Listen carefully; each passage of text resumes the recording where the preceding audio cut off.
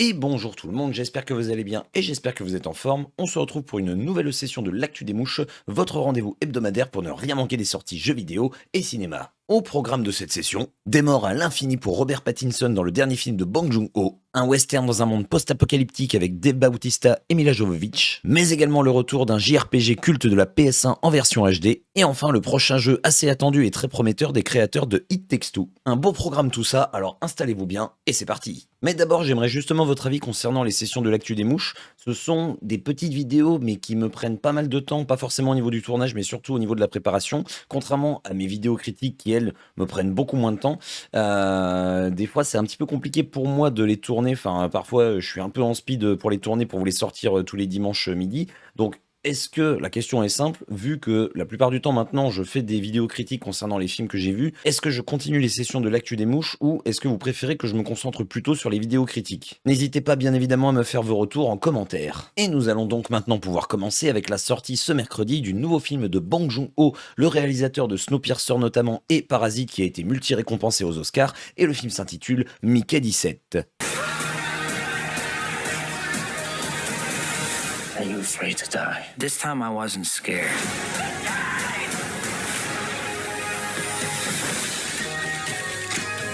C'est tout simplement, je pense, l'un des films les plus attendus de l'année. Ça va mélanger à la fois thriller, science-fiction et comédie.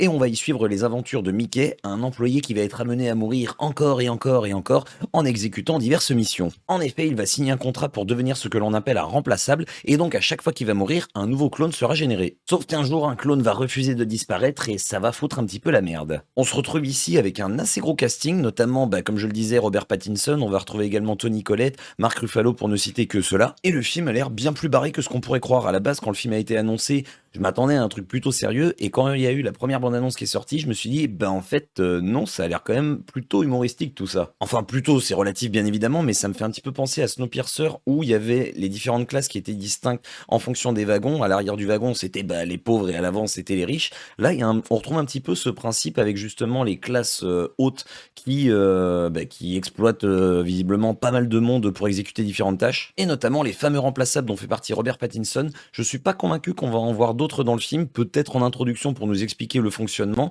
mais j'ai l'impression que l'histoire va surtout se focaliser, ce qui est logique, sur lui et les quelques personnages qui sont avec lui. Et tout cela devrait donc nous proposer certainement un film qui va délivrer plusieurs messages. Je pense que ça va certainement parler des différences entre les classes sociales. Il va y avoir certainement une critique des technologies actuelles, je pense, avec certainement une petite réflexion sur tout ce qui va concerner l'identité, la mort, l'immortalité, ce genre de choses. J'espère juste qu'ils en ont pas trop dévoilé dans les bandes annonces. Je vous cache pas que moi au début j'étais très hypé, puis quand j'ai vu la première bande annonce, je suis un petit peu redescendu de mon nuage, mais la hype revient progressivement, donc vivement que ça sorte pour que je me fasse pas toute une montagne de ce film. Même si honnêtement, avec Bong Joon-ho aux commandes, vu les films qu'il a fait précédemment, je pense qu'on peut lui faire confiance. Et nous passons au deuxième film de la semaine, qui est également un film de science-fiction réalisé par Paul W.S. Anderson. Il s'agit du film In the Lost Lands, avec, comme je le disais tout à l'heure, Dave Bautista et Mila Jovovich.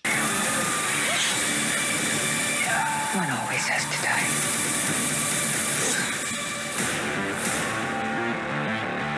C'est inspiré d'une nouvelle de George R.R. Martin qui a réalisé notamment Game of Thrones, et l'histoire va nous emmener dans un monde de fantasy post-apocalyptique mélangé avec un petit peu de western, où l'on va suivre l'histoire d'une sorcière incarnée donc par Mila Jovovich qui va être engagée pour retrouver un pouvoir légendaire des terres interdites. Alors je vous le dis très clairement, je ne m'attends pas du tout à un film de fou, je m'attends à un bon gros divertissement avec des explosions et de la baston dans tous les sens. Je pense que l'histoire ça va être un petit peu blablabla, un truc pas forcément intéressant, mais pour le fun, c'est pour ça que je vous parle de ce film. Après attention, je parle un petit peu vite, je dis une histoire pas forcément intéressante, si ça se trouve ça va être le cas. La bande-annonce dévoile pas grand-chose, je trouve, de l'intrigue, à part justement la sorcière que l'on va devoir récupérer pour aller chercher je ne sais quel pouvoir. Je suis curieux de voir la prestation de Dave Bautista dans un film de ce genre, parce que bon, Mila Jovovich, avec les Resident Evil, elle est un petit peu habituée, j'ai envie de dire. Et je suis quand même honnêtement assez curieux de voir quel va être le rendu visuel global, que ce soit à la fois au niveau des décors, au niveau de l'univers qui va être parcouru, mais également au niveau des diverses créatures surnaturelles qui vont affronter. Donc j'ai envie de dire, on verra ce que ça donne, même si je mets ma main coupée qu'il y aura certainement pas mal de clichés par rapport à des films du même genre. Et j'ai également noté cette semaine deux autres sorties qui peuvent être intéressantes. On va avoir le film Le Secret de Khéops avec notamment Fabrice Lucchini, et on va avoir également le système Victoria qui a l'air assez intriguant. J'ai l'impression que c'est un film qui est assez attendu, une sorte de thriller psychologique, je sais pas trop, donc pourquoi pas. Nous passons maintenant à l'actualité vidéoludique avec la sortie ce jeudi 6 mars du jeu Suikoden 1 et 2 HD Remaster.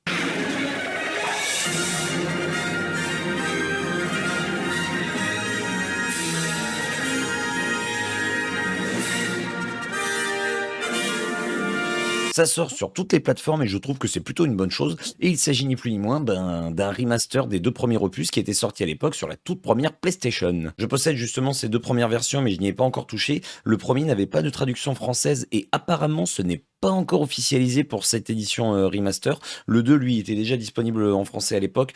Après, ce sont des jeux qui sont un petit peu hors de prix aujourd'hui, et donc cette édition remaster va être la bienvenue pour toutes celles et ceux qui n'ont pas encore découvert cette saga et qui souhaiteraient la découvrir à un prix un petit peu plus abordable. Concernant l'histoire, ça s'inspire d'un roman chinois qui s'intitule Au bord de l'eau, qui est un bouquin épais comme ça. Je possède le premier, il est en 2 tomes je crois si je dis pas de bêtises, mais le premier il est déjà assez énorme, et ça propose de contrôler plus d'une centaine de personnages, qui est absolument quand même incroyable pour l'époque, il faut le dire. Bien évidemment, qui dit remaster dit, en toute logique en tout cas, des petites nouveautés. En l'occurrence, il va y avoir forcément ici, comme vous pouvez le constater, des graphismes un petit peu plus léchés. Il va y avoir de la nouveauté dans le gameplay avec notamment des sauvegardes automatiques, la présence d'une carte qui n'était pas disponible dans les premiers opus, et certainement d'autres petites choses. Notamment par exemple l'accélération des combats, mais ça je ne compte pas vraiment dedans étant donné que c'est proposé dans absolument tous les remasters qui nous sont proposés. Bizarrement, même si la licence est culte et que le 2 est encore considéré aujourd'hui comme l'un des meilleurs JRPG de tous les temps, je n'ai aucune idée de à quel point ce jeu est attendu. Je n'ai pas l'impression qu'on en parle plus que ça.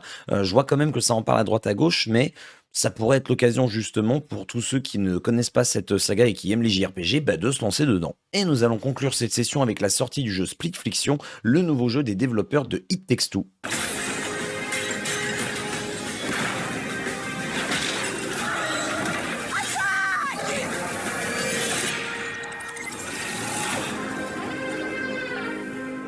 Ça sort également ce jeudi 6 mars, cette fois-ci uniquement sur PC, PS5 et sur Xbox Series, et il s'agit encore une fois, comme It Takes Two, d'un jeu d'action-aventure, alors un petit peu plus action j'ai l'impression que It Takes Two, qui va être orienté coopération. Les joueurs vont donc incarner ici les personnages de Mio et Zoé, qui sont deux autrices rivales de science-fiction et de fantasy, qui vont se retrouver piégées dans une simulation qui va représenter leurs différents univers. Et elles vont donc devoir collaborer face à divers défis, comme notamment par exemple du domptage de dragons. Elles vont affronter également des trolls, combattre des cyber-ninjas, ce genre de choses. Oui, la routine dans des univers de science-fiction fantasy. C'est un jeu qui va donc se jouer uniquement à deux, comme c'était le cas pour It Takes Two. Corrigez-moi si je me trompe, mais dans mes souvenirs, dans It Takes Two, l'écran était toujours scindé en deux. Là, dans celui-ci, j'ai l'impression que l'écran va se resserrer à certains moments pour que justement il y ait un seul écran unique partagé par les deux joueurs. Je peux me tromper, j'attends vos retours en commentaire. L'univers de It Takes Two était déjà vachement varié et j'ai pourtant l'impression que dans celui-ci, ils ont réussi à nous proposer quelque chose de nouveau. À la fois visuellement, on voit que c'est un petit peu plus, réaliste si je puis dire ça comme ça. Et également au niveau du gameplay, j'ai l'impression qu'ils ont réussi à se renouveler également là-dessus. Donc à voir ce que ça va donner, je m'attends à quelque chose quand même d'assez immersif et j'espère qu'au niveau de l'histoire, ça va être aussi prenant et aussi intense, si je puis dire ça comme ça, que ce que c'était dans It Takes Two. Et pourquoi pas rafler une deuxième fois pour le studio, ce qui serait quand même assez énorme, le titre du meilleur jeu de l'année. Cette semaine, côté jeux vidéo, il y a quand même pas mal d'autres sorties, donc je vais revenir rapidement dessus. On va avoir par exemple le jeu Carmen Sandiego, qui est un jeu d'aventure. On va avoir Two Point Museum, donc un nouveau jeu de la saga, enfin de la licence Two Point, qui va nous permettre ici de diriger un musée. Nous allons avoir également la sortie du jeu War Robots Frontiers, qui est un jeu de tir en multijoueur en ligne. Nous avons également Nights in Tight Space, qui est un jeu de deck building tactique. Nous avons également Fragpunk, qui est un hero shooter en vue à la première personne. Et enfin, Dragon King The Banished, qui est un hack and slash qui est jouable en solo ou en coopération. Et nous en avons donc terminé cette fois-ci pour cette session de l'actu des mouches. J'espère que je vous aurai donné envie de vous intéresser à certains films et de tester, de jouer à certains jeux. N'hésitez pas à me dire lesquels en commentaire, bien évidemment. Encore une fois, n'hésitez pas à vous abonner à la chaîne pour vous tenir au courant de l'actualité cinématographique et vidéoludique, même si, comme je vous le disais, j'attends vos retours pour savoir si je garde ce format ou pas. Mais de toute façon, comme je le disais, je garderai le format des vidéos critiques pour revenir sur les différents films que j'ai vus et pourquoi pas justement profiter pour parler un peu plus des jeux vidéo. N'hésitez pas encore une fois à me laisser un petit pouce comme ceci ou comme ceci, et il ne me reste plus qu'à vous souhaiter une fois de plus une excellente journée, une excellente soirée et ou une excellente nuit. Comme d'habitude, prenez soin de vous, et bisous tout le monde.